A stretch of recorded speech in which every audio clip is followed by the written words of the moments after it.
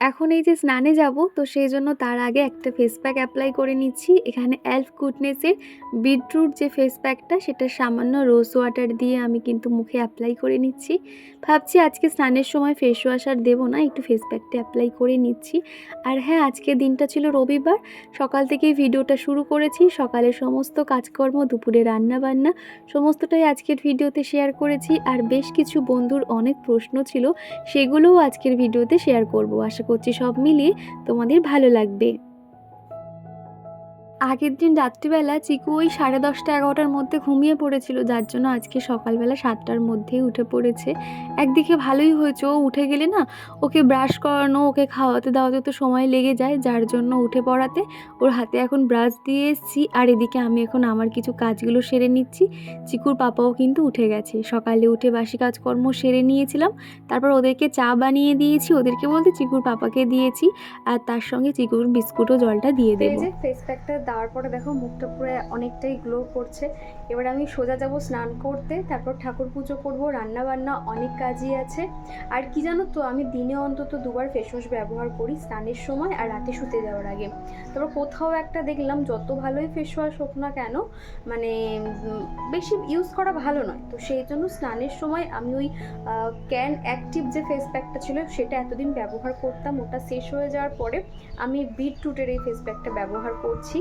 অনেকটাই শেষ হয়ে গেছে, একটুখানি মতন আছে, ভাবছি এবার যখন যাবো একটা টিউব নিয়ে আসবো। তুমি দেখবে বেশিক্ষণ লাগে না, 2 মিনিট ফেস প্যাকটা রেখে দিলেই কিন্তু মুখটা অনেকটাই গ্লো করে। তো এই আর কি। তো যাই হোক, চলো তোমরা ভিডিওটা দেখতে থাকো। তো এখানে সেটাফিলের ময়শ্চারাইজারটা আমি ইউজ করছি। এটা হচ্ছে কি, যখন খুব গরম থাকে আমি অতটা ইউজ করতে চাই না, সেটাফিলের ময়শ্চারাইজারটা ইউজ করছি। খুব ভালো আর কি বলতে পারো। তারপর না স্কিনটা একটু টান টান লাগছে, যার জন্য সেটাফিলের ময়শ্চারাইজারটা দিয়ে দিলাম। এখানে অ্যাপ্লাই করবো আমি সানস্ক্রিন। যে কোনো কিছু অ্যাপ্লাই করার পরে অন্তত 2 থেকে 3 মিনিট রেস্ট দেওয়া দরকার, কিন্তু আমার হাতে এই মুহূর্তে বেশি সময় নেই। আমি যদি রান্নার দিকে যাব, যার জন্য তাড়াহুড়ো করে সমস্ত কিছু সেরে নিচ্ছি।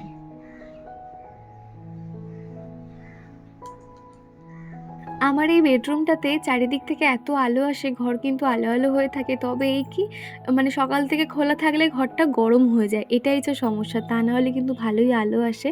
মোটামুটি লাইট ছাড়াই কিন্তু আমি ঘরে কাজকর্মগুলো করতে পারি। আর এখানে না আয়নার দিকে ফোকাস করে ক্যামেরা সেট করার থেকে দেখেছি বিছানাতে ছোট ট্রাইপডটা রেখে মানে ক্যামেরাটা সেট করলে অনেকটাই সুবিধার হয়, আর মুখগুলোও ভালো আসে। তা নাহলে কেমন সাদা সাদা হয়ে থাকে। এবার রান্নার দিকে যাবো, তো চলো তোমরা ভিডিওটা দেখতে থাকো। আর তারপরেই কিন্তু সুন্দর করে ঠাকুর পুজোটাও সেরে নিয়েছি। তবে না ফুল টুল কিছু পাইনি, যার জন্য সিংহাসনটা ফাঁকা ফাঁকা লাগছিল।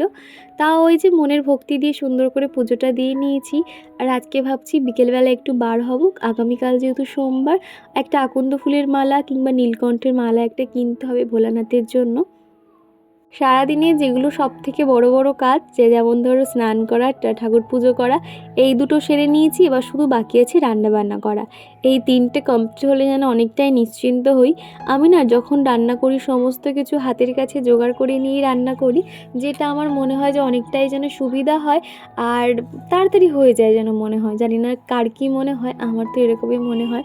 সেই জন্য আমি অফ ক্যামেরাতে সমস্তটাই জোগাড় করে নিয়েছি, তারপরে রান্না শুরু করে দিয়েছি। আর এদিকে দেখতে পাচ্ছ পটলগুলো কিরকম গোটা গোটা অবস্থায় নুন হলুদ দিয়ে ভেজে নিচ্ছি। এই পটলের রেসিপিটা আমি কিন্তু প্রথমবার ট্রাই করছি, আর খেতে কিন্তু দারুণ হয়েছিল। কেননা এটার মধ্যে যেহেতু চারমগজ, পোস্ত আর দুধ পড়েছিল, যার জন্য খেতে আরও বেশি ভালো লাগছিল। আমি না পটল এরকম করে বানিয়েছিলাম স্টাফিং দিয়ে, মানে ওই ডিমের স্টাফিং দিয়ে মানে পটল বানিয়েছিলাম, মানে ওই পটলের ঝাল মতো নাকি ওই পটলের কারি কিছু একটা বলে, তো এরকম বানিয়েছিলাম। তবে এইটা প্রথমবার আর কি ট্রাই করছি। দেখলেই তো নুন হলুদ দিয়ে পটলগুলোকে ভেজে নিয়েছি। আর 2টো বেগুন ছিল, বেগুনগুলো ভাবলাম শুকিয়ে যাচ্ছে, তার থেকে ভাজা করে নিই, তো সেই জন্য 2টো বেগুনও ভেজে নিয়েছিলাম। ওই 4 পিস মতন হয়েছিল আর কি। আর আজকে রবিবার, আজকে কিন্তু কোনো রকম চিকেন টিকেন হবে না। আসলে যা গরম পড়েছে, চিকুর এমনিতেও মাঝে মধ্যে বলে মা পেট ব্যথা করছে, শরীরটা খারাপ, সেই জন্য এরকম হালকা পাতলাই রান্না করেছি। খানিকটা চিকেন রয়েছে ফ্রিজে, ভাবছি রাত্রিবেলা একটু চিকেন চাপ বানিয়ে নেব, তার সঙ্গে রুটি কিংবা লুচি কিছু একটা বানিয়ে নেব। আগের দিনের ভিডিওতে দেখেছিলে চিকু কিন্তু প্রচণ্ড রেগে গেছিলো। আসলে ওর যেহেতু খেলার ঘর ওই যে ঘরটাতে আর কি লিভিং রুম বলতে পারো, আমাদের ঠাকুর ঘরটা রেখেছি, ওই জায়গাটা কিন্তু ওর খেলার জায়গা। ও ওখানে খেলাধুলো করছিল, আর আমি কিন্তু ওই দুপুরের খাবার খাওয়ার জন্য ওকে আমি ডাইনিং টেবিলে আসতে বলেছিলাম। আর আমি যেহেতু ঘরের পাখাটা অফ করে দিয়েছি, তো সেই জন্য ও রেগে গেছে যে এরকম পাখাটা তুমি বন্ধ করে দিলে কেন। পাখা না বন্ধ করলে না ওই রুম থেকেও বার হবে না, আর খেতে খেতেও দেরি হয়ে যাবে, যার জন্য পাখাটা বন্ধ করে দিয়েছিলাম বলে ও ওইভাবে রাগ দেখাচ্ছিল। তো নেহা জিজ্ঞাসা করেছিলে যে চিকু রেগে গেছিলো কেন, এটাই হলো তার কারণ। মাঝে মধ্যে এত রেগে যায়, আমি তখন না চুপচাপ থাকি, কেননা বাচ্চাদেরও কিন্তু ফিলিংস এসে গেছে যে কোনটা রাগ কোনটা ভালো মন্দ। তো সেই জন্য বাচ্চারা রেগে গেলে না টোটালি ইগনোর করতে হবে, ওদের সঙ্গে আরও মানে চোখ রাঙানো বা বকাবকি করলে ওরা কিন্তু আরও সেটাকে আরও এক্সট্রা করে বাড়িয়ে দেবে। যার জন্য বাচ্চারা রেগে গেলে সোজা ইগনোর করো বা অন্য কিছু ভুলিয়ে দাও, ওই একই জিনিসটা বারবার বলতে থাকলে ওরা কিন্তু রাগ দেখাতেই থাকবে। আর এদিকে মশলা কষানোর জন্য চিকেনে যা যা লাগে ঠিক সেইগুলোই দিয়েছি, তেল, গরম মশলা, পেঁয়াজ কুচি, আদা রসুনের পেস্ট, হলুদ, লঙ্কা, জিরে, ধনের যে পাউডারগুলো সেগুলো সমস্তটাই দিয়ে দিয়েছি। মশলাটা কষিয়ে নেব, আর উপর থেকে কিন্তু কয়েকটা টমেটোও দিয়ে দেব। মশলাগুলো কষানো হয়ে গেলে ভাজা পটলগুলোকে দিয়ে দেব। পটলের এই রেসিপিটা এত সুন্দর খেতে হয়েছিল গরম গরম ভাতে, কিন্তু এই রেসিপিটা থাকলে না আর কিন্তু কোনো রকম কিছুই লাগে না। আর যেহেতু চিকু খাবে সেই জন্য কিন্তু সাথে ডালও করেছিলাম। কি কি রান্না করেছি একটু পরে তোমাদেরকে দেখাচ্ছি। ওদিকে কিন্তু আগেই আমার ভাতটা হয়ে গেছিলো। আর এদিকে মাছের ডিমের বড়া করব, তো সেই জন্য মাছের ডিমটা নিয়ে নিয়েছি, পেঁয়াজ কুচি, লঙ্কা কুচি, আর একটুখানি দিয়েছি তোমার হলুদ গুঁড়ো, আর আদা রসুনের পেস্ট করা ছিল সেটা একটু দিয়েছি। এবার এর মধ্যে একটুখানি বেসন মিক্সড করে নেব, তাহলে হয়ে যাবে। তো চলো ঝটপট এটাকে ভেজে নিই।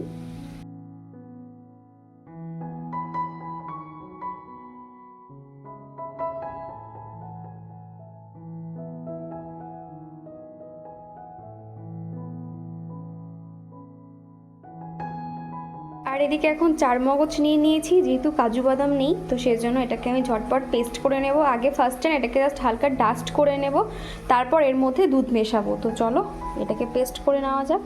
তো এদিকে দেখো আমি এরকম ডাস্ট মতন করে নিয়েছি, তারপর এর মধ্যে ভালো করে সরস যে দুধ আছে দুধটাকে দিয়ে দেবো, দিয়ে এটাকে এখন মিহি পেস্ট করে নেব। তো এই যে পেস্ট করে নিয়েছি, এবার এটার মধ্যে দিয়ে দেবো।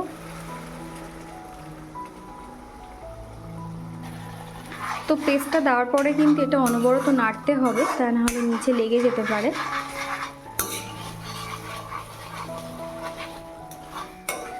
এটা খুব বেশি কিন্তু ঝোল ঝোল রাখলে হবে না, একটু গ্রেভি গ্রেভি রাখবো। তো সেই জন্য মিক্সি ধোয়া এখন জলটাকে এর মধ্যে দিয়ে দেব, তারপর এই জলেই আর কি পটলগুলোকে সিদ্ধ করে নেব। নামানোর আগে একটুখানি গরম মশলা, সামান্য ঘি দিয়ে দেব।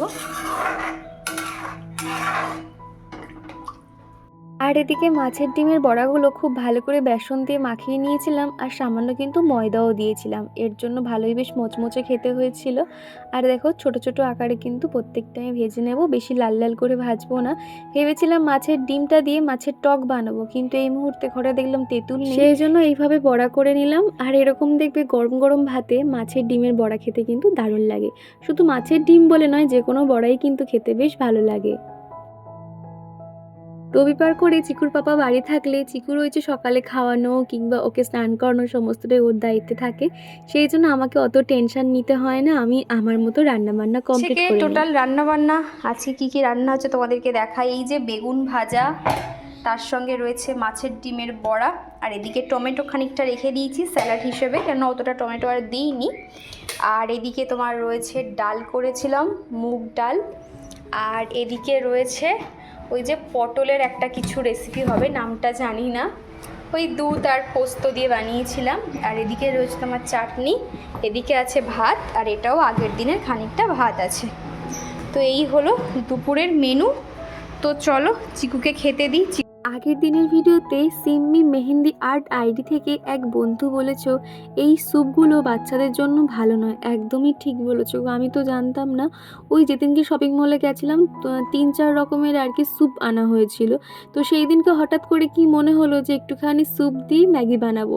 খেতে কিন্তু ভালো লাগছিল, তবে চিকুও খেতে খুব পছন্দ করেছিল। তবে তারপর থেকে চিকু না বলছিল যে ওর গা গুলাচ্ছে বা পেট ব্যথা করছে, আসলে ওটাও না মানে গ্যাস হয়ে গেছিলো।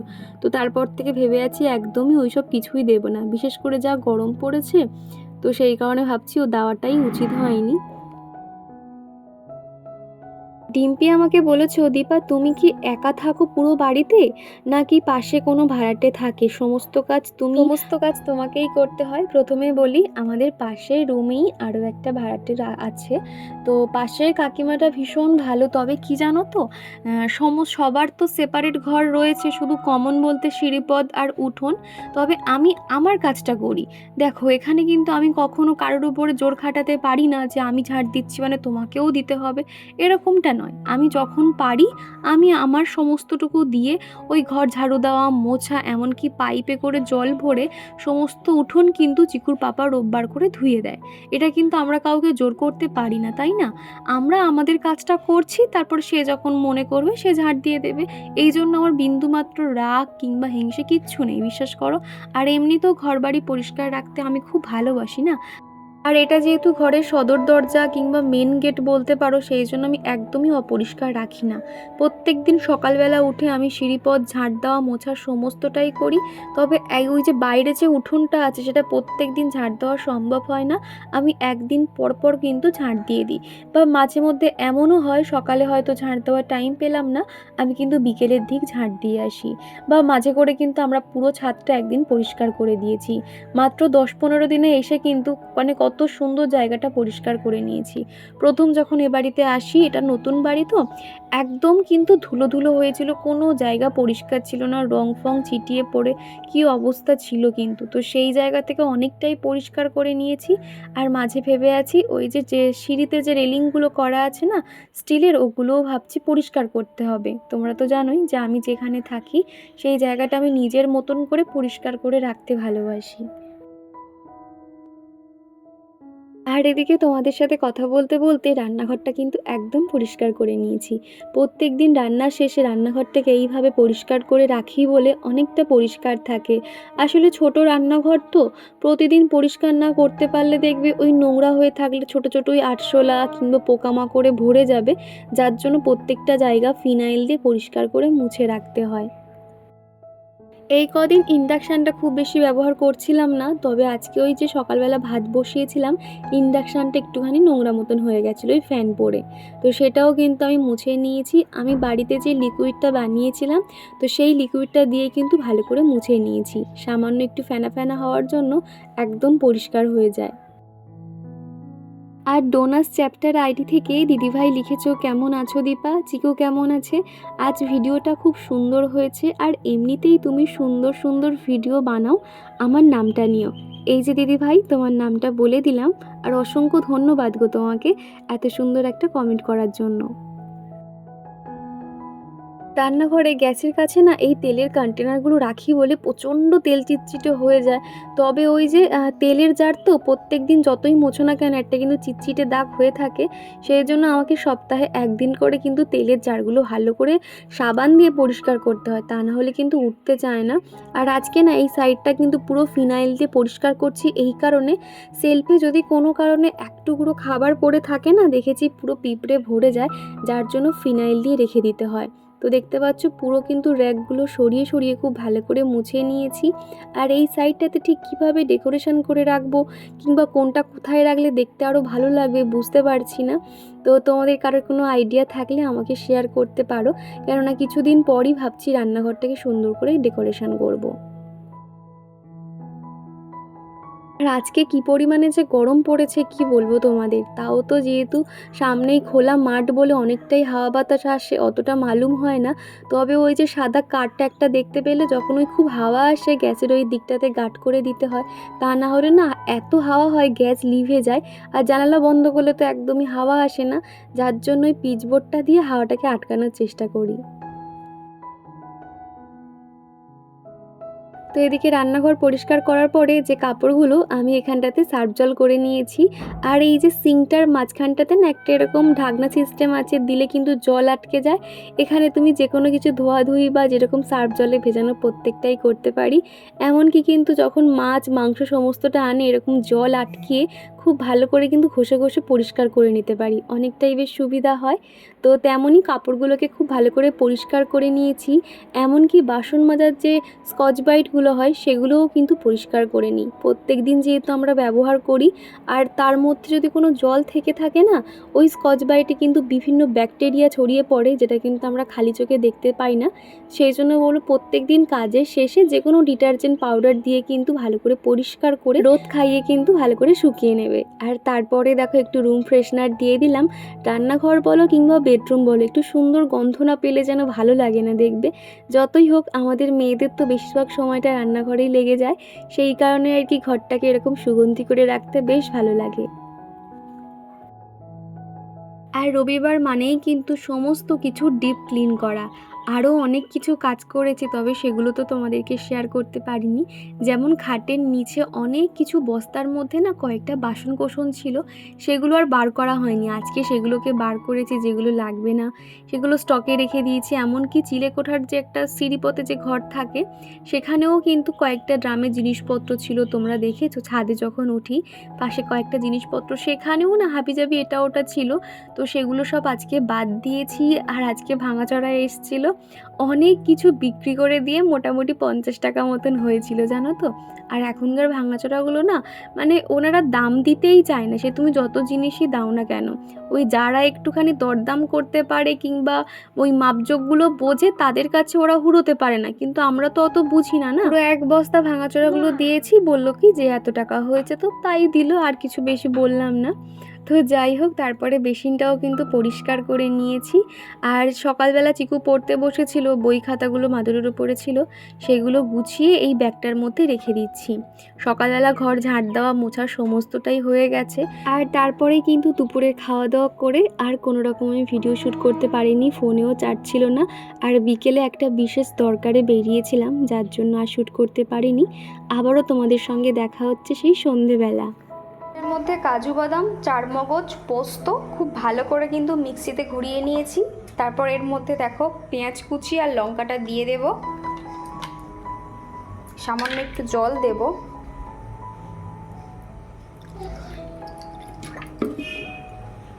দিয়ে আগে চলো এটাকে ভালো করে মিক্সড করে নিই। কয়েকটা পিস মতন সলিড চিকেন ছিল, তো সেগুলো দিয়ে ভাবলাম একটু চিকেন চাপ বানাবো। চিকেন চাপটা খেতে যে এত সুন্দর হবে নিজেই বুঝতে পারিনি। এই নিয়ে তৃতীয়বারের মতন বানাতে যাচ্ছি। আগের দুবারও বানিয়েছিলাম, ভালো হয়েছিল, তবে এবারেরটা যেন একদম দোকানের মতন হয়েছিল। আসলে যে কোনো জিনিস কম কম রান্না করলে দেখবে বেশি যেন টেস্ট হয়, আমার তো এটাই মনে হয়। কিন্তু যখন ওই বেশি বেশি রান্না করতে যাই তখন যেন সেটা আর টেস্ট হয় না। তো খানিকটা ওই হাতে গোনা 6-7 পিস মতন সলিড চিকেন ছিল, সেটাকে খুব ভালো করে পরিষ্কার করে নিয়েছি। তার মধ্যে ওই যেটা পেস্ট করেছিলাম সেটা দিয়ে দিয়েছি, আদা রসুনের পেস্ট দিয়েছি, তার সঙ্গে হলুদ, লঙ্কা, জিরে, ধনে সমস্তটাই কিন্তু অল্প অল্প করে দিয়ে দিতে হবে। তার সঙ্গে ছোলার ছাতু, একটু ভিনিগার, সামান্য গোলাপ জল, কেওড়া জল, ব্ল্যাক পেপার, গরম মশলা, বিরিয়ানি মশলা, আর আমরা যে গুঁড়ো দুধ খাই সেই গুঁড়ো দুধ, আর দিতে হবে একটু টক দই। সমস্তটাই খুব ভালো করে ম্যারিনেট করে নিতে হবে। এই চিকেন চাপটা কিন্তু অনেক কিছু ইনগ্রেডিয়েন্টস লাগে, তবে সত্যি কথা বলতে রান্না করার কোনো কিন্তু ঝামেলাই নেই। আমি ওই 1 ঘন্টা মতন বিকেলবেলা আর কি ম্যারিনেট করে রেখেছিলাম।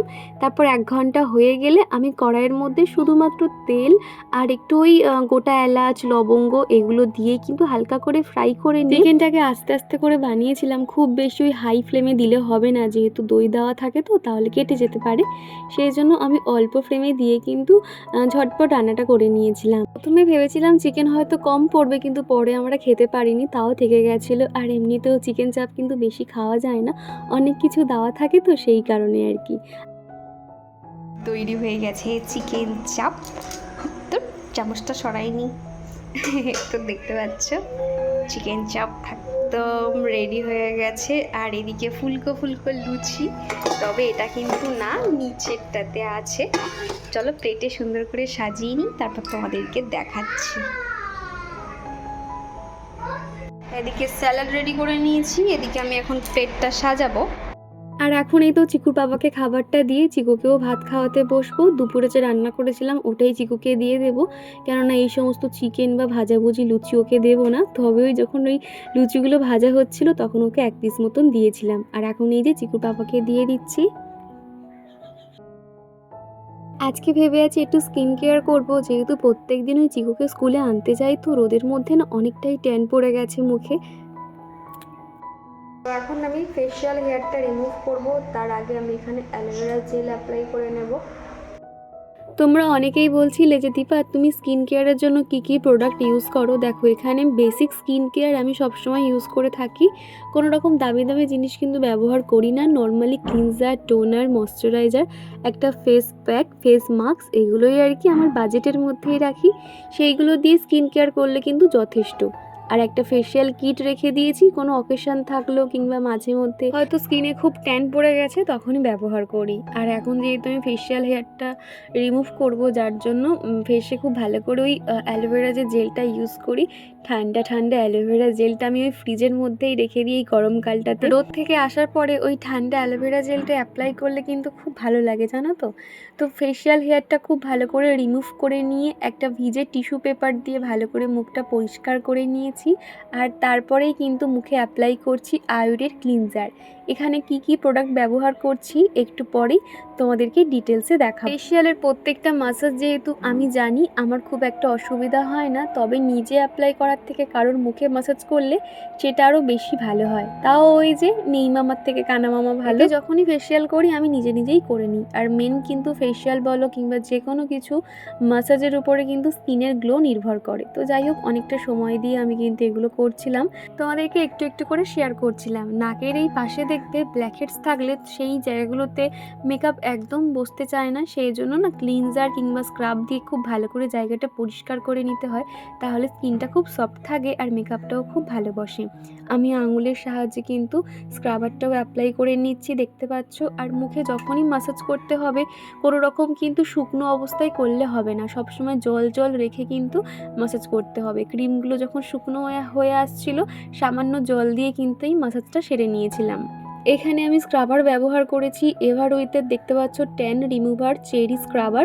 আয়ুরের এই ক্লিনজারটা ব্যবহার করছি 16-17 বছর তো ইজিলি হয়ে গেল। ভীষণ ভালো একটা প্রোডাক্ট, সমস্ত স্কিনেই কিন্তু স্যুট হয় এবং মুখের থেকে সমস্ত ময়লা কিন্তু বেরিয়ে যায়। আর এই যে অ্যালোভেরাটা আমিও অনলাইন থেকে কিনেছিলাম, ওটাও কিন্তু ভীষণ ভালো। আর দেখলে তো যেটা আর কি টিস্যু ছিল, ওটা আমি অ্যাপেলো থেকে ওই 100 টাকা দিয়ে 3টে টিস্যু কিনেছিলাম। আর তারপর এই যে সিডস মাস্কটা দেখতে পেলে, এটা পাপায়া সিড মাস্ক, আমি এই প্রথমবার এটা ট্রাই করছি। ভীষণ ভালো, স্কিনটা কিন্তু গ্লো করছিল, তোমরা একটু পরেই দেখতে পারবে। আর সিরাম কিন্তু ভরে ভরে দেওয়া ছিল, যার জন্য আমি গলায় ঘাড়েও কিন্তু অ্যাপ্লাই করে নিয়েছিলাম। মোটামুটি ওই 10 মিনিট মতন রেখে আমি হালকা হাতে উপরে উপরে মাসাজ করে কিন্তু মুখটাকে ওয়াশ করে নিয়েছিলাম। আগের ভিডিওতে জান্নাতুন বাকিয়া বলেছিলে ফার্স্ট লাইক এবং কমেন্ট করলাম হোম ট্যুর দিও দীপা, তোমার নতুন বাড়ি দেখার অপেক্ষায় রইলাম। তুমি ঠিক বলেছো যে বাচ্চাদের চাপ না দিলে, ঠিকভাবে কিন্তু না পড়ালে বাচ্চারা পিছিয়ে যায়। আমার মেয়েরও তাই হয়েছে, দেরি করে ভর্তি করে অনেক পিছিয়ে গেছে। অনেক ভালোবাসা রইল, চিকুকে খুব ভালো লাগে, ভালো মানুষ করো। চিকু কেন রেগে গেছিলো জানিও, একটু আগেই বলেছি চিকু কেন রেগে গেছিলো। আসলে ওর কি বলবো আর, তো একটুখানি আগেই দেখে নিও, বলেছি আমি। দিশা ভট্টাচার্য দিদিভাই লিখেছো, ঠিক বলেছো, ঘরের কাজের শেষ নেই, সারাদিন কাজ করলেও মনে হয় কম হয়ে যাচ্ছে। কি করব বলো তো, আমি আবার একটু কাজ করলেই আলা হয়ে যাই। একটু কিছু বলো যাতে তোমার মতন ঘরের সব কাজ করে ঘর পরিষ্কার রেখেও এলা না হয়ে যায়, প্লিজ জানিও। প্রথমেই বলি, নিজের সংসারটা না সবসময় মনে করবে যে সাজিয়ে গুছিয়ে রাখতে হবে। সব থেকে বড় কথা, যে জিনিসটা আমি খুব ভয় পাই, আমরা যদি ঘর গুছিয়ে না রাখি, অগোছালো করে রাখি, ঘরের এক কোণায় ময়লা করে রাখি না, তাহলে কিন্তু সেই ঘরে মা লক্ষ্মী কখনোই থাকে না, ঘরে অশান্তি ঝুট ঝামেলা না লেগেই থাকে। স্কিন কেয়ার কমপ্লিট, এবার সবার শেষে এখন একটা ময়শ্চারাইজার লাগিয়ে নিচ্ছি। বায়োটিকের এই ময়শ্চারাইজারটা লাগাচ্ছি, তাহলে খুব ভালোভাবে এই যে সিটটা লাগালাম সেই জিনিসটা আর কি লক হয়ে যাবে, স্কিনে খুব ভালোভাবে কাজ করবে। এত মশা কামড়াচ্ছে, হালকা করে ম্যাসাজ করে নেব।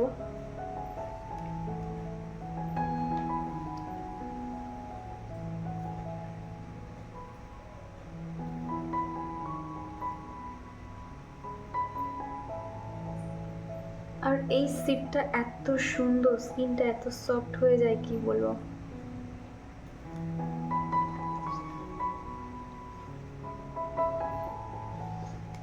জানি না তোমরা ক্যামেরাতে কতটা বুঝতে পারছো, কিন্তু এটা ভীষণ ভালো কাজ করেছে। এখনও আরও একটা সিট মাস্ক রয়েছে, ওটা আছে অ্যান্টি এজিং। এটা যেরকম পাপায়া ছিল সেটা আছে অ্যান্টি এজিং। তো সেটা যখন ইউজ করবো তোমাদেরকে অবশ্যই দেখাবো। তো চলো, চুল আর বাঁধবো না, চুল তো উপরে আমি তুলে নিয়েছি, ক্লিপ দিয়ে আটকে নিয়েছি। তো রাতের মতন স্কিন কেয়ার কমপ্লিট।